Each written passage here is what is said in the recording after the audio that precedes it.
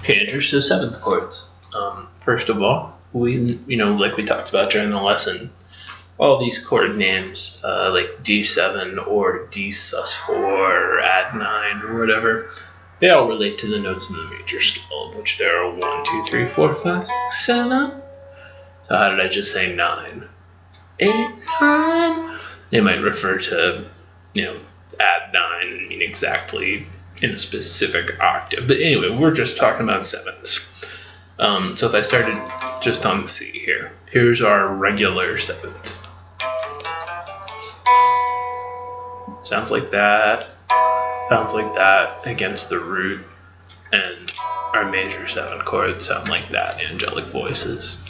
Then there's the flat 7. It looks like that, and it's like in our Mixolydian. It's exactly the major scale with that flat 7th in it. So, A7, or,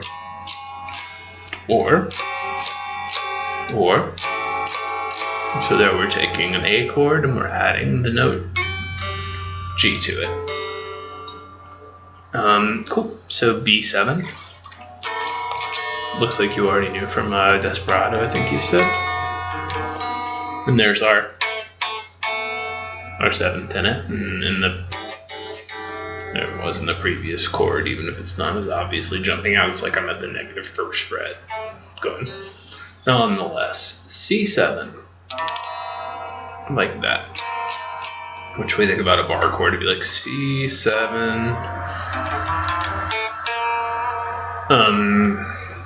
C Mixolydian is F. Just missing. So there's C7. D7 you also knew it's like a mirror image of D. And that could be a bar chord. C7 is a movable chord.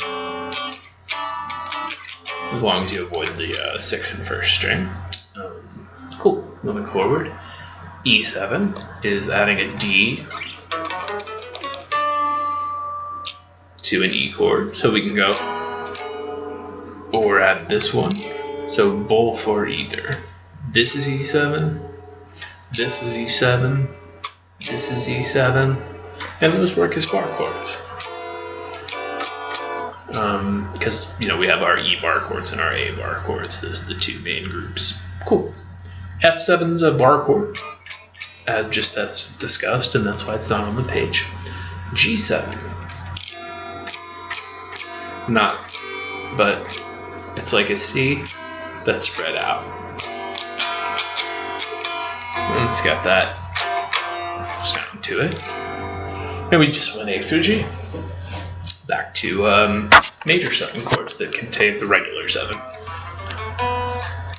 We get this angelic voices sound.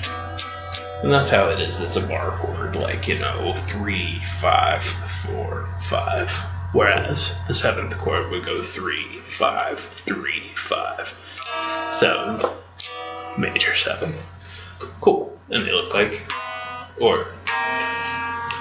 Alright, A major 7. Not A or A7, but the note in between. Then B major 7 is just a bar chord. C major 7 is you take your finger off. It's in a lot of songs, of course, because people, whether they know what they're doing or not, will do that in a riff. D major 7.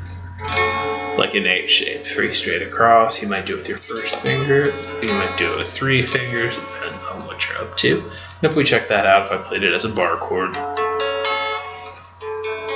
same notes. So look, it's working.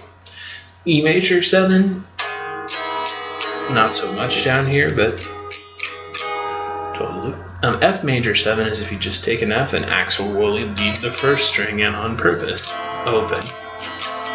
Something that we, at some point in your life, probably went to get to great lengths to avoid. But, there it is. We get that same G major 7. You start with this G, take your first finger off, and then that sure enough is,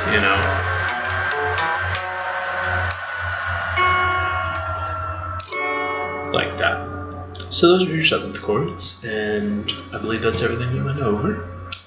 Let me know if you have any questions or anything, but there it is. There's a regular 7th, and it sounds...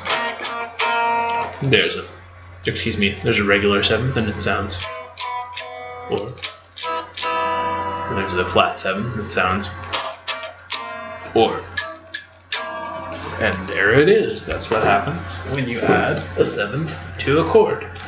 And all our major minor chords are made up of firsts, thirds, and fifths. What did I just say? Firsts, thirds, and fifths. So